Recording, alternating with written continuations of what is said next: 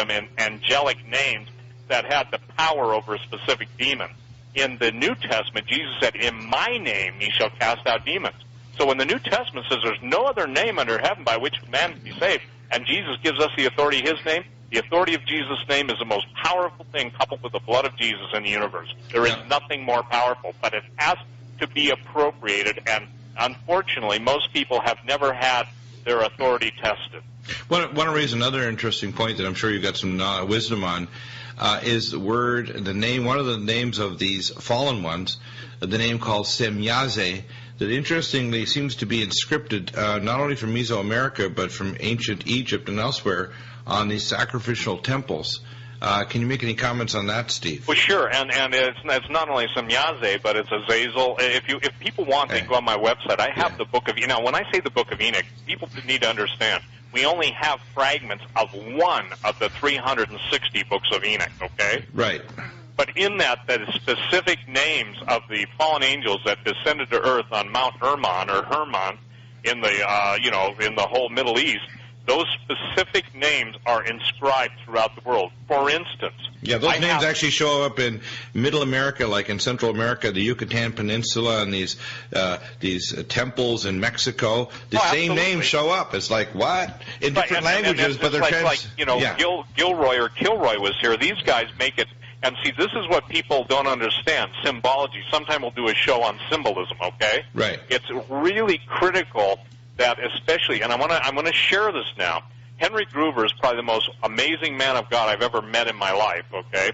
And Henry was at the burial mounds in Ohio, and he was reading about the cannibals, and for people that don't know it, a lot of the giants that moved up from Central and South America moved into the Ohio, Pennsylvania Valley. That whole area, the Ohio River Valley. And what's interesting is that the very names that you and I are talking about, not only Semyaze, but also Azazel, I mean, there are 200 names. Right. And the thing that's important is that every one of those things was and I say this, a major author and a major source of giving arcane and hermetic information to the people around them. So they controlled, that's why if you're a normal sized guy, you see these guys, they do miracles, they seem to be gods, okay? The stones of Baalbek of the ancient temple in Lebanon. You got it. Now, Baalbek, let me tell you brought that up. Most people don't understand. Underneath Baalbek, which is also the headquarters right now for Hezbollah, okay? I don't know if you know that. Which, by the way, Hezbollah means the party of God, but it's not our God. Yep, but Baalbek has the largest stone in the world. It's called the Stone of the Pregnant Woman. There's nothing that could move that in our contemporary society that was able to move it then. Right. And you and I need to do a show on sound. The ancients recorded that the giants had a nasopharyngeal passage, a way to harmonically change the atomic structure of matter. In fact, one of the quotes that I put on today's news item, and I put a little statement at the bottom of each news item block that includes a number of items each day, is... repent, repent, repent, for the blood of innocents and abortuaries, wars, and now Gaza is in our hands, and the abomination of desolation now occupies the White House as usurper and chief salesman and pimp for the satanic old world disorder of Lucifer. And if you don't think we're wrestling against not flesh and blood of Obama or his handlers, but against principalities and powers and darkness in high places, and it really is real, like the nation Israel. And of course, the time of Jacob's trouble is coming quickly. I mean, we can see them moving quickly from 9/11 after Oklahoma City. We see them now talking about forced vaccinations, trying to weaponize our food. We can see all of these signs, like the return of the Nephilim, as one of the signs. It's right even in the prophecies of these people. People have to remember the Mayans and the Aztecs. They gave human flesh to these beings. This was their religion. This was their life. This was their civilization. This is a real situation. They weren't just sacrificing it to a bunch of priests. It was a ritual sacrifice to beings.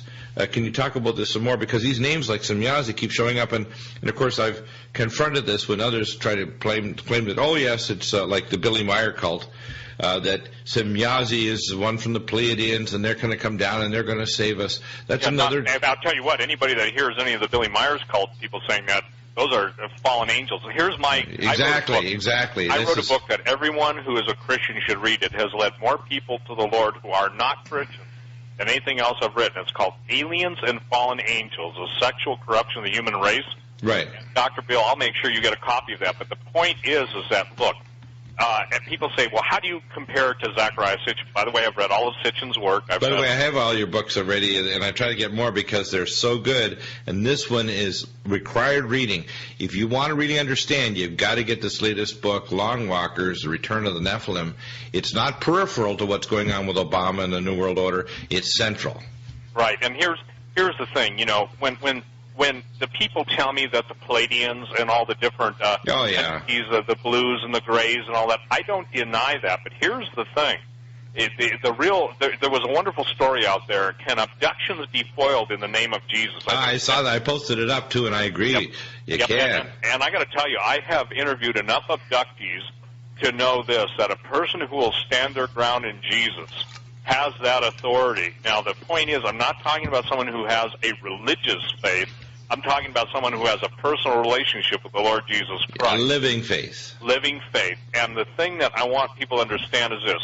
My position is a lot of Sitchin's work is very valuable in the fact that he does nail the different influences of what he calls, and as you know, he has his whole thing on the Anunnaki. But to me, what he's missing is these guys are so anti-God that the Bible tells us that these are fallen angels. So when I hear, and I've heard Azazel is a Starfleet trooper, okay? Right. I got news for you. I don't use these names willy-nilly.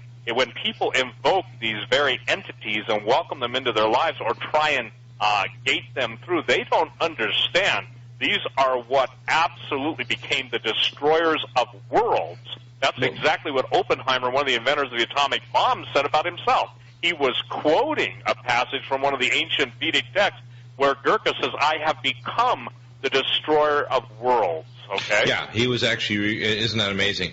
Yes. And this is precisely what's happening. See, people don't understand when they're being quoted by people like Oppenheimer who designed the bomb that literally brought us into the new age of destruction. When, for example, the Gesellschaft, the German Thule Society, people need to know they were the ones behind the Germans going to New Schwabenland. They got ancient documents. They knew about the continent that was down there in Antarctica that got covered with ice thousands of years previously. People need to know that the ice over Antarctica is only 4,000 years old. Absolutely, and I did a whole thing on the occult and the Third Reich. Actually, Dusty Sklar, S-K-L-A-R, I think wrote the book Gods, Beasts, and Nazis, or the Third Reich and the Occult. I don't remember which one, but they were literally, Dr. Deagle, after the DNA of the giants that were in stasis in the giant sarcophaguses. By the way, the very same things which were taken out of the Grand Canyon. Right. And I had, after doing one of Coast to Coast show with George Norrie, I had one of the people that was on that operation. He's still running for his life, and he could tell me things that I knew. Well, here's something that people need to know. I don't tell all I know because it's the only way, by reserving information, I can tell if these people really know. Oh, exactly. In other words, it's a way of you verifying, and that's how I can cross-check, because I've had so many first- and second-hand experiences. It's very hard to fool me with them saying, oh, I have this claim and that claim. I said, really? I said, do you know this and that? Because, I've been places that I don't even want to discuss. Right, and let's just say this. You mentioned something really important. They do have live, when I say this, living giants in different, Dulce's got them, Cheyenne, Wyoming has an underground facility growing embryos. I'm going to name it Cheyenne, Wyoming, and it's part of a laboratory system between northern Colorado and Wyoming where they're growing these damn things on benches. They actually have Iceland and Greenland have what are called incubatoriums, okay? Right, incubatoriums where they actually grow them in these labs. And people say, oh, no, they can't do that. I say, well, I'm sorry, you're just wrong. Well, I got to tell you something. I refer to it on my show as the most evil man I ever met. I was one of the most famous double agents for the CIA, and basically what he was telling me, over the years, I've been able to validate everything that he has told me. And one of the things he told me is the speed at which they can produce an entire human clone and download the entire collective conscious of that clone, and I don't know what they're calling them. I call them clonarians. Yeah, right. Yeah, but the point is that's really hard for people because, again, assume this. Assume the Antichrist is totally altered. Assume that Satan literally inhabits him at some point, and assume that all the world leaders are being replaced with clones that are pre-programmed to give their power unto the beast. Well, that's a scary, bloody picture. Well, you know that there are clones on the earth right now. You know that. I'll just tell you something classified, and then see if you can verify it. From my sources, they have a laboratory near Beijing, China. Of course, one of the reasons why they had the games there, even though I call China one of those satanic nations on the planet, growing 110,000 super soldiers underground in a facility. They're doing it right now. Well, I think that's absolutely. When I say I think, I know that's true. Everybody from the Russians to the Chinese, you'd be surprised who's doing it, is trying to come up with their measure, countermeasure, super soldier, counter super soldier. Right. And even the idea of the super soldier, you know that was the whole idea of the supermen or the Ubermen. Yeah. Right. Not only of Nietzsche, but that Hitler was looking to build, and that's what Dr. Mengele was, working overtime on. Well, they have a thing called the Hercules gene. Have you heard of it? Yeah, I'm the one that actually broke that news worldwide. Right. Well, of course, what I found out, because I read your stuff afterward, they told me what it was, and I had an agent show me exactly on pen and paper the actin-myosin gene they isolated from jackals, and they were horizontally inserting this in animal embryos to try to see if they can create animal and human hybrids with the Hercules gene inserted to give the jackals, because they have 12 times the strength of any other mammal per pound. Yeah, and I think that's what, when we're talking about gene splicing, we're talking about transhumanism. That means something across humanism. It means beyond humanism. It's what basically, when you're doing it in the realm of nanotechnology and micro-robotics, you're talking about singularity, where humans merge with machines and the composite whole becomes something other than what, you want to deal with. And right, that's why we see so many of these movies coming out from Marvel Comics, like the Hulk, Spider-Man, all these things. It's not by chance these things are happening. They're, as Alan Watts says, they're predictively programming the public to not believe that it's real, even though this nightmare is real. Right, and see, that's to take everybody off guard. Listen, Jesus said we would know the truth, and the truth would set us free. Tell us more about where you see all this going, because obviously you're on a mission to get the truth out, because this is leading people back to the source, which is not to think there's a geopolitical answer in Obama or a genetic answer, or if we're heading toward, quote, people talk about the galactic and solar changes.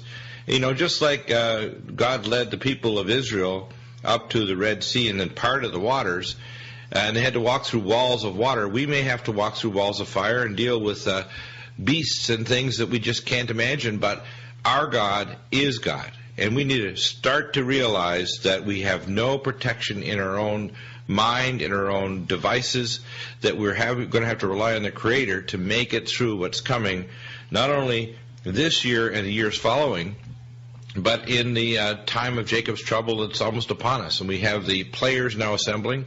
We have the curtain almost ready to rise on this time, which is the judgment of the entire world. Well, the thing is, people have got to wonder, why is rioting breaking out in the whole world almost as on cue? Right. Why are all the world's financial systems, the British are stating right now, they could face national collapse within weeks. Royal Bank of Scotland and the Binkley's Bank and other ones are going under. You got it. All by design, all by evil. Design. Yeah, and all by an evil, by the way, is not George Soros and these other ones. They're just taking orders from headquarters. Absolutely. And what did Jesus say is the root of all evil? The love of money. So therefore, the control of that money is the control of all evil. So how do you basically, first of all, you can starve people into subjection. You can bankrupt them into subjection. You can freeze them into subjection. You do all sorts of things. Oh, yeah. But again, listen, here's the saddest story. A friend of mine I used to interview on my radio program years ago, his name was Mike McQuitty. He's dead now. But he basically gave the most powerful word of the Lord, where God said to Mike, tell my people that their nation is drenched in the blood of the unborn. Exactly. And if they will not accept my mercy, I will require one life for every life that has been quenched, has been put out, has been literally destroyed. And, 50 million. And then he said this, too. He said, and once the blood starts flowing in the streets of America, it will not stop. It will not stop. See, that's what I'm trying to tell people. This is all orchestrated, but it's supernaturally orchestrated. Oh, absolutely. This is a sacrifice. They're preparing the planet Earth and our people. That's why these camps built by Kellogg, Brown and Root and by Bechtel Corporation, and we're naming real companies because they're getting ready to do it in real places, like in Marine bases in America and military bases around the world in 80 countries. This is not a fairy tale, people. Well, and it's all open source too. They can go on, get Operation Garden Plot. They can go look up Operation Paperclip. That's where all the Nazis were brought in the U.S. I mean, the OSS turned into the CIA. We've got now. Isn't it strange that change was the mantra of Adolf Hitler? Isn't it strange that now we've got a man that, remember this, Hitler was pretty much recognized in Europe, but now we have a man that's being promulgated and put up there by all the power brokers in the world. And why is it that everybody, and listen, there's no one that was more opposed to the torturous policies of George Bush than me, okay? And from the day he started even announcing it, I spoke out against it. So I want to share something. But why are those same people now just on an upscale on steroids, the younger version of the older version, why are those all of Obama's advisors if you want change? Yeah, exactly. Here it is. It's scripted. It's facilitated. You can tell the next call. Here's where the people look at Volcker. I mean, we call puppeteer of puppeteers. You got it. The people of God, the true followers of Jesus, are headed in the wilderness. I don't know where that means for everyone, but if they'll go to the book of Genesis and read about when the money failed and when the people were starving and when they had sold themselves into slavery and when the oppression was so great, that's when God led the Hebrews into the Exodus. And during the Exodus is where the miracles are performed. Our God is a mighty God. He is a miraculous God. I do not know a non-miraculous gospel personally. Exactly, yeah. I don't know one. I just don't know one. For the time I saw Jesus face to face, it wasn't a dream, it wasn't a vision. As some critics said, it wasn't mystical. It was real. The bottom line is that he said to me, one of the only questions I knew as a pagan, self-indulged, just let's say this, just the disgusting human being on the planet at the time, as I said, Lord, how bad was Sodom and Gomorrah that you had to destroy it? And he said, you will live to see, my son, things worse than Sodom and Gomorrah before I return. Well, you know that when we have someone that's a sexual pervert and a reprobate, and even among people like Hillary Clinton, I call her, she looks like a pro-life compared to Obama. I mean, it's that bad. He actually was forcing bills and pushing them, even in the state, to push infanticide. And one of the bills was to protect the unborn if they were actually inadvertently born alive in an abortion. And he blocked the bill so that they would kill those babies. And believe me, I know as a doctor what goes on in the abortuaries. All right, people need to know. I know you do. And people need to know just how, when you hire a killer and people say, well, is abortion murder? I say, well, how about getting the exquisite details of chopping a baby apart with a suction curettage and assembling the pieces? We call them jigsaw babies. How about injecting super concentrated saline to literally burn the flesh and the baby's jumping around, dying and writhing in agony as it's being burned alive?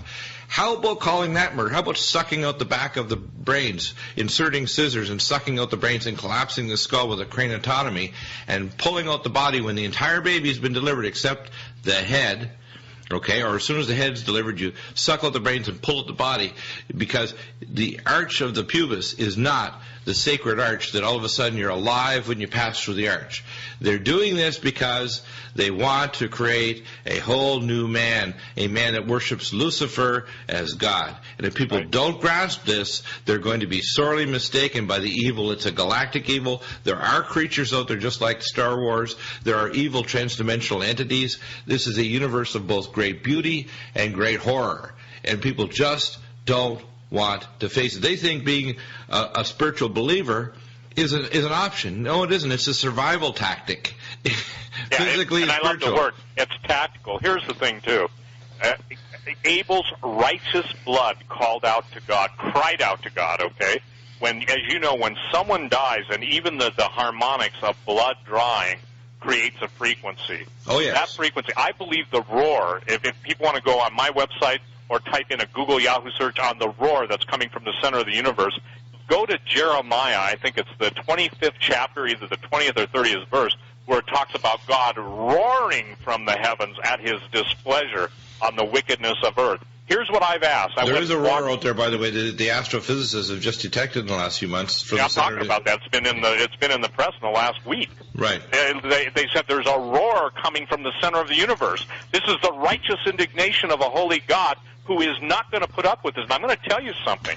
If people could only understand, I'm praying, Dr. Bill, and I'm asking every intercessor out there that can pray and call upon the name of Jesus to pray, that literally the roar and the cry of the innocent would be so loud in the ears that it would bring these murderous doctors and nurses, these henchmen from hell, to literally repentance, okay? Exactly. I'm asking the Lord that. I'm not kidding. I mean, I couldn't be more absolutely. serious. We need to pray right now, because we need to pray for these abortionists like Henry Morgentaler, who is still getting awards. The Order of Canada last year. I mean, Canada is under greater judgment. You know, their eugenics program is the most aggressive on the planet. Yep. They have blocked. My wife is the current head still of the Nova Scotia Down Syndrome Society, although we live in California. We're back here in the States. And they blocked 2 professionals, one a doctor, going to go to Ontario because they had children. They were healthy children with Down syndrome. Yep. And I have a little girl, 16 years old next month, 2 months from now, Kelsey, that has Down syndrome, and we went through some miraculous things for her to survive. But let me tell you, they have a policy now in Britain. The British pro-life Catholics are even frightened because they now have a test for, quote, the autism gene. So they're going to eugenically go after not only Down syndrome, they want to go after all the children that can carry the, quote, gene predisposition that when you give them a toxic load of vaccines, they immediately become autistic. Talk about the genesis of it, because it's not just a novel. It's based literally on facts. Well, it is based on fact. I would encourage everyone. Genesis 6 is probably the most amazing scripture. First of all, let me make some things clear. The giants that were born of the union between fallen angels who can size themselves to the size of men in all the realms. It was the giants. The giants are not the fallen angels, okay? The fallen angels are the father. The giants are the progeny or the offspring. The thing is that people don't realize that the Bible specifically talks about the giants being present before the flood and after the flood, i.e. Goliath and his brothers, 6 fingers, 6 toes, Og, king of Bashan. Some people... The question on everyone's mind is this: did giants really exist in our past, and do they still exist today? First, we must keep in mind that the stories of giants is told in many ancient cultures. Similarly, they were known to be gods or demigods, or creations by gods. One of the most commonly known stories, and believed story, is that of the Nephilim in the Holy Scriptures. As the story goes, and I'm going to try to be as biblically accurate as possible, this story begins with the angels of heaven, or sons of God, the messengers. Now, we don't know how many of them there are, but we do know biblically that there is well over tens of thousands of them. We understand that there is a hierarchy within their population, and that there are different types of angels within that hierarchy. We also understand that these angels have the ability to freely interact with human beings, and have done so since man's inception. At this time, the number of people on the planet is very small, and one of the angels, who we know to be Satan the devil, has already rebelled against God, saying that not only can he turn man against God, but that he can get them to worship him instead. Understand, folks, that this is all about the attempt to overthrow God, which these angel idiots should have known was impossible, but they tried to do it anyways. So, as the human population increased, some sick, perverted angel, and I'm not saying it was Satan, some twisted angel thought it would be a good idea to just trash the earth, perhaps one of Satan's followers, thought it would be a good idea to ruin what God had created, the earth and everything in it, all in an attempt to destroy God's creation in his face, knowing the consequences. I guess they got tired of being angels. So one of them had the fantastic idea of materializing into men so that they could have sex with the human women and genetically manipulate everything else that moved on the earth. Now, in the book of Enoch, which was omitted from the Bible for not being biblical, only God knows why, it states that 200 of the angels of heaven chose to come down to become the fathers of the Nephilim. Again, all in an attempt to overthrow God and destroy his creation, making it just God and the angels like it used to be. In other words, the angels knew what would be the result of their actions. 100%. But they did it anyways. Now, these 200 angels, according to Enoch, are more than enough to have sex with multiple women to breed an entire race of hybrid beings, part human, part angel. Keep in mind that angels in their original form are extremely larger than human beings in comparison. This is a trait that was passed down to their offspring, and the result, giants. Understand that these angels not only wanted the glory of what they did, but they also wanted the fame. That's why the Nephilim are called the men of renown, the men of fame. If these angels could come down and have human women give birth to giants, then what could they cause animals to give birth to? Dinosaurs? So you're God, and you create this man in your image. He's perfect, he's good, but then one of your idiot sons says, "Well, wait, I don't like that you're paying attention to man more than me. I want to make some stuff too." And he decides to ruin everything by screwing up the reproduction of humans and animals. These angels wanted dominion. And the earth was completely defiled, and God saw that it was not good. So now, you're left with no choice but to start from scratch, just so you can preserve your masterpiece, mankind. So here comes the flood.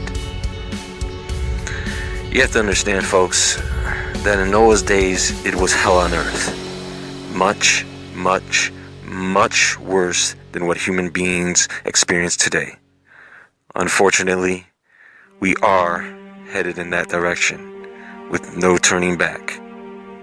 Now, once again, if you look at this biblically, nothing outside Noah's Ark survived the flood. Again, no thing that was alive survived outside of Noah's Ark. Everything was buried. Everything was buried in water. Now, did that destroy the angels that came down? Nope. But it did seal their fates and get them locked up, leading to their eventual demise.